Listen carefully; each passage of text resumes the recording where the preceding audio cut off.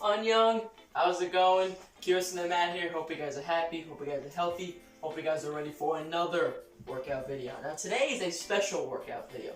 Today I really want to focus on real life, applicable self-defense fundamentals. Now these are things you can incorporate into the self-defenses you do in class, but these are also some things you can use in the real world, not just punches and kicks, but ways to keep yourself safe in the real world. So these are real self-defense kind of fundamentals or techniques we're going to work on. But first, just like everything, we got to warm up. So let's start doing some line jumps. We can go forward and back first. So you can have a real line, imaginary, and start hopping. First, we're just going to warm up, and we'll stretch, and then we'll get right into learning all about real life self-defense. When to use our Taekwondo, when not to, so we're not just kicking random ice cream men. Here we go. Alright, let's switch to side. Again, imaginary or real line. Mine's imaginary. Just get the blood flowing. A little bit of cardio. Get to breathing. Alright. That's about good on the line jumps. Let's do some jumps when we get our knees to our chest. So we're going to jump up, knees to your chest, get as high as you can. Let's do 10 of those. Here we go. 1, 2, 3, 4, 5, 6, 7, 8, 9, 10. Super good. Check it out. Get onto the ground. Let's get some push-ups in. Warm up our arms and our chest muscles. So right here, let's just do 10, nice and easy. 1, 2, 3, 4, 5, 6, 7, 8, 9, 10. Super good. Let's do some sit-ups now. So again, we're just quickly warming up everything. Cross your arms, just 10, let's go. 1, 2, 3, 4, 5, 6, 7, 8, 9, and 10. Super good. Let's do some mountain climbers, just our last warm up. Get in a good push up position, knee up, and we'll just switch for a while. So just switch. No particular number. We'll just go for a little bit.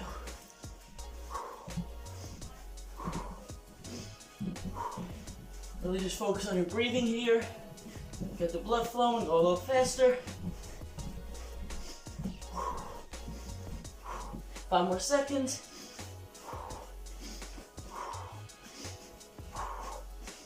And good. Here we go. Let's take a seat. Get some stretches in just so we're all flexible for the rest of the class. Here we go. Let's do butterfly stretch. Feet come in. Nice and easy, you guys know, push your knees down with your elbows. Try to get your nose to your toes, or even your chin to your toes, whatever you can do. I'm just gonna be here nice and calm so I can keep looking at you guys. There we go. And while we're stretching, just really focus on your breathing, in and out, nice and relaxed. You wanna catch your breath for the rest of the class. Good, good. Alright, a little bit lower. Let's take a deep breath in. And push yourself a little bit lower into the stretch. It's always good. Push yourself to another level. Get more flexible. Alright, slowly put those feet back out. Let's do my favorite, you guys know, hip flexor stretch. My favorite stretch. So, knees on the ground. Knees as wide as you can. Feet as wide as you can. Sit back into the stretch. And just hold it like this. Okay. There we go. Again, if you want it to be harder, put your feet out wider. Just like that. Hold it here, deep breath in. And out. Okay, good. Alright, let's ease out of that stretch. Let's get into the catcher stretch. Those are my favorites too. So, feet, heels on the floor. Elbows against my knees. and just push into the hands, push them into the ground. And that will subsequently push them into your knees, which will get the stretch going. There you go, just focus on your breathing. Every time you take a deep breath, try and get a little bit lower, even if it's just an inch, even if it's just a centimeter. Alright, now let's stand up, nice and slow. Let's do some quad stretches, nice and easy. Just grab your leg, stretch it behind you. Nothing crazy yet. Go. Hold it up, nice and steady. Try not to bounce around. You can work on your balance and your flexibility while doing this. It's a twofer. Ready and switch. Shake it out, switch the other leg. Always shake it out before you switch. I feel like that makes it a lot more better. There we go. A lot more better. That's why I don't teach English. Very good. Okay, just hold the stretch for a couple more seconds. Try not to bounce around. And very good. Shake it out. Ready, and just last stretch. Hands up to the sky. Reach back and touch your toes. Or try and touch your toes. If you can't touch them, that's fine. I can like barely touch them with the tip of my finger. So in my book, that's close enough. Go as far as you can go. I know some people can like get their palms in the floor. That's totally awesome. Definitely try and do that. Make that your goal. Okay, and let's shake it out. Give yourself a little trunk twist. Okie doke. Alright, and let's start learning about self-defense and how to use it. So first things first, I want to establish 4 different levels of safety, 4 different levels of threat, the way you want to look at it. First is green. So green is you're with your family, you're with some friends or a friend, you're in some kind of group, and there's absolutely nothing suspicious going on. Everyone around you, strangers or your friends, totally not suspicious. Nothing's wrong. You're in a nice public area. Employees can see you. Everything's totally fine. That's green. Nothing to worry about. Most of the time, you're going to be green. If you're not in green, most of the time you're going to be in yellow, which is when you're alone, but again, there's still no one suspicious around you. The employees can all see you. Nice open public area. So again, this is very similar to green, but you're just alone in yellow. The only difference with yellow and green is that, again, you're alone. And we're going to talk about what you have to do differently if you're in yellow and if you're in green. Now next is orange. Now orange, you could be in a group or alone, doesn't matter. But the important part of orange is you think there's someone suspicious around you. They're standing maybe too close to you. Maybe if you walk somewhere, they follow you a little bit. So that's orange. You're a little suspicious of this person. You don't know them. They're a stranger. You don't know their intentions. So now you're alert on them. Your focus is on them. But your focus is also on the surrounding area. And we're going to get into why that's important too. And then the last of the colors that I use for safety is red, which is the person or people grab you, or they attack you, or start threatening you. Now this is obviously the worst color to be in, but it's also the rarest color to be in. So don't worry thinking, oh my gosh, everyone's gonna attack me. It's very rare, but again, we have to prepare for it. So we're gonna cover that as well. So that's our 4 threat colors. Now we're gonna get into what we have to do when we're in each color. Before we do that, let's do a quick workout. So hands out in front of us. Let's just do 10 squats. Let's go. 1, 2. Well, you thought there'd be no workouts in this video? Oh. There we go. 6, 7, 8, 9, 10. Ready? I hit some jumping jacks. Nothing crazy. You just want to keep the blood flowing throughout the video.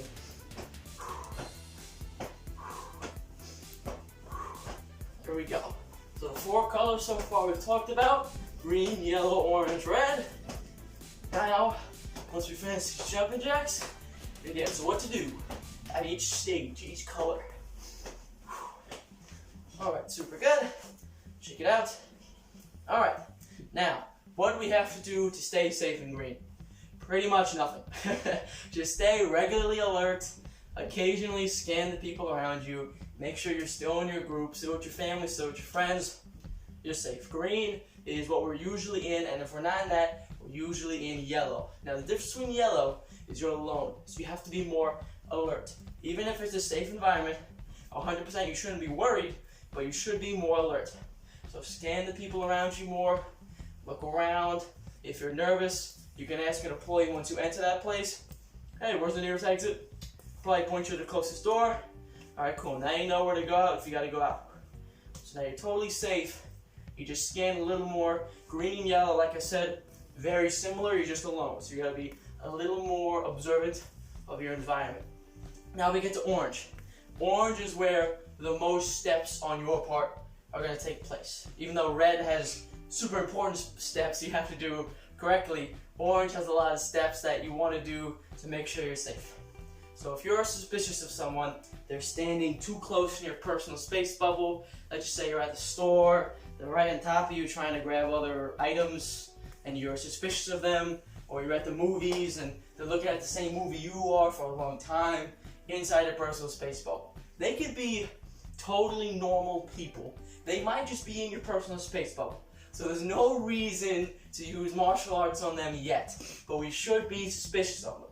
So if someone is standing right in your personal space area, or they're hovering around you a lot, the first thing you want to do is move away from that person and move towards someone you know is safe.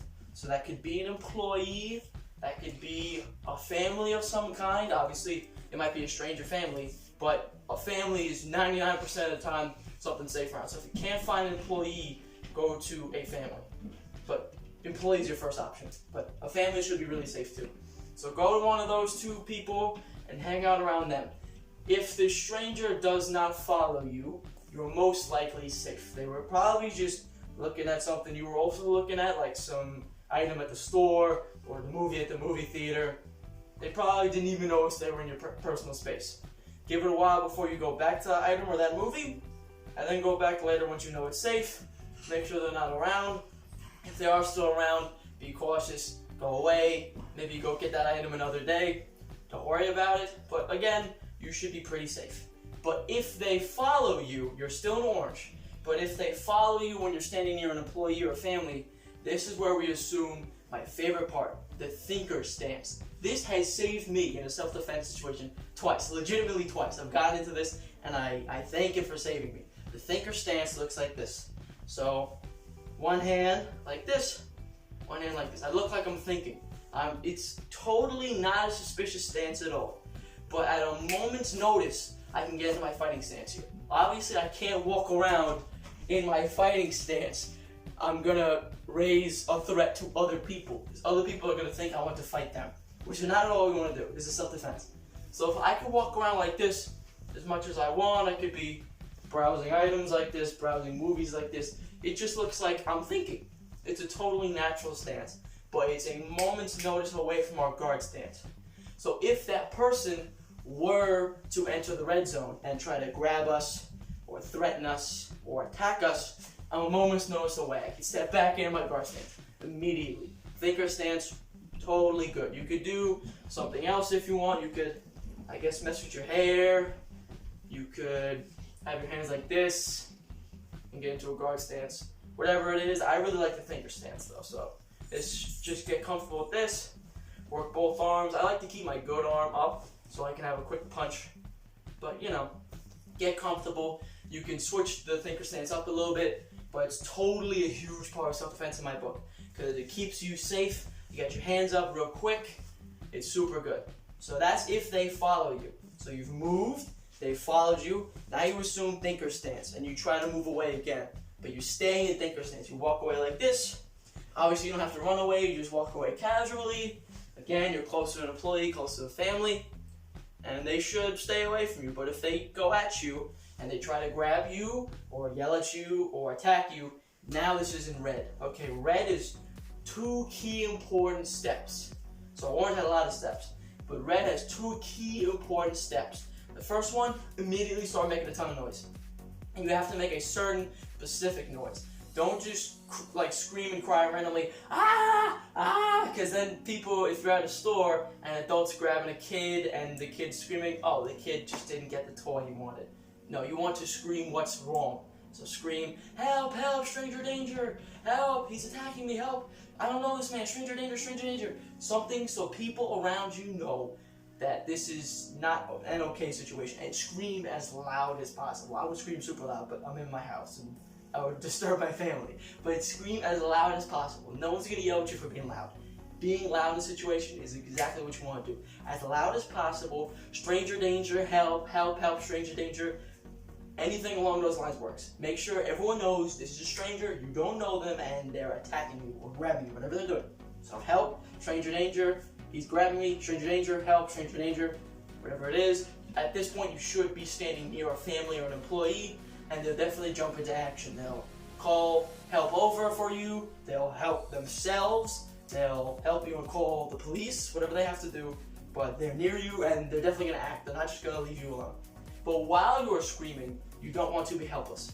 So if they're grabbing you, you want to be getting out of the grab and throwing a kick or punch. And then you flee. So if you're able to flee, you run away. If there's room, you run away, but you stay near an employee or something, and you stay vigilant, because that person might not be alone. They might have someone with them. So you want to be looking around, getting near employees, go to employee, report what's wrong. Hey, this person just grabbed me, I don't know who they are, can you please help? Call somebody, call the police, I don't know, do something. Something along those lines. So go quickly run to someone safe, stay close to them, do not go away from that employee. If that employee has to walk somewhere, you walk with them. If that family has to walk somewhere, you walk with them. You're with them for now until someone safe arrives, the police arrive, your parents arrive, whoever arrives. And then you stay with them, so you're safe. But you need to get them off. So we're gonna focus on now a couple of grabs they might do, because the most popular technique someone would use to get you is a grab. And usually not just gonna punch you in the middle of public. Because even if you don't scream, if someone sees somebody punch somebody, it's kind of obvious there's a fight going on. So if they grab you and they start saying, oh, this is my kid, he's complaining, that's the problem. So I'm gonna have Kyo Mark come on up here. We're gonna focus on some different grabs they might be doing. So Kyo Mark is here. He's in more plain clothes today. He is our big bad guy. Alright, so we are first going to focus on a single hand grab. So he grabs my one arm, and he's using his opposite arm. He's trying to pull me away, First, I want to go make myself heavy, dead weight. I want to be as heavy as possible to the ground. I'm not helping him by walking him this way, and I don't want to pull away this way exactly, because this guy might be 6 foot, 250 pounds of muscle. I'm not going to be able to get away from that. So again, I'm screaming, help, help, stranger danger, and I want to get out of this grab. I don't want to go against his 4 fingers, because again, this guy is probably pretty strong. I cannot beat 4 of his fingers with my one arm. I might be able to beat his thumb though. So what you want to do is, if you can strike while you do this, strike. But I want you to go against his thumb. So his thumb is here, I twist my wrist towards it, that makes his grip weak, and I can pull out. But he might be super strong, so even if I weaken his grip, he's still gonna hold on. That's why I strike while I do it. And if there's open space, I back away. I don't run, turn my back. Because if I turn my back, he can grab me in a headlock, he can grab my collar, and this is much harder to get out of, especially if he's strong. There's ways you can, but you never want to get into that situation in the first place. So he grabs me, I get out, I back away, and I'm still screaming, help, stranger danger. Alright? Same thing if he grabs with the same arm. So it's the same arm. I don't want to pull this way now because the 4 fingers are this way now. I have to twist towards his thumb and pull away. Again, if he's super strong, you want to strike while you do that. Back away, shout for help. If you have to, throw a kick if he's chasing you, then ask for help. You don't want to get into a prolonged kind of movie fight where it's kind of like sparring. You don't want to get into a sparring match with this guy. You want to quickly get him off you, run away, get some help, because this is self-defense. You don't want to get into a long fight with this guy. Now, if you're in an alone place, there's nowhere to run, and there's really no help, 100% if he grabs you, kick him while you're getting off. Quick instant side kick. Or if you're able to pull away, I'm already chambered for a back fist. Throw techniques if you have to. 100%. No one's going to yell at you for defending yourself. But what if he grabs 2 arms? It's really hard to get away. Even if I go against his thumbs, there's 2 thumbs. Again, make yourself heavy. and start throwing techniques if you can. If they're out of your reach, you're screaming and you're kicking your legs. You kick their legs so they can't pull you away. And you're screaming for help. Someone should definitely arrive. They'll definitely let go because you're making way too much noise. You're kicking them in the shins. You're way too much trouble. They're going to give up and run away. So 100% kick them in the legs. Punch them if you can. Stay on your feet. But get as heavy as possible. Do not let them drag you. If they grab both your arms, is usually the last grab. This is perfect front kick territory. He's in my front kick gauntlet right here. I could try and pull away because it is one thumb. I could get out. But he might just re-grab. So I kick while I pull away. Again, run away, scream for help, whatever you gotta do. So those are the 4 grabs they'll probably do on you if this is a red situation. Again, 95% of the time we're in green or yellow. Maybe 4% of the time we're in orange. You walk away, they don't follow you, total accident on their part. 1% of the time you're in red, now you know what to do. If they grab you, go against the thumb, strike if you have to, go against the thumb, strike if you have to, kick them, whole time you're screaming stranger danger. So I hope this was helpful to you. I know it's a little bit different, a little bit more of a talking video, less of a working out video, but it's a ton of super helpful stuff for self-defenses. You can use any of those grab escapes in your self-defense for tests, so that's useful for testing as well. It's really helpful for real-world application. You can practice this at home with your parents or your siblings. Obviously, let your parents know that you're practicing this. You don't want to be just screaming stranger danger in your house for no reason. Let your parents know, hey, I'm going to practice stranger self-defense, so I'm going to be shouting. If you could watch, that would be cool.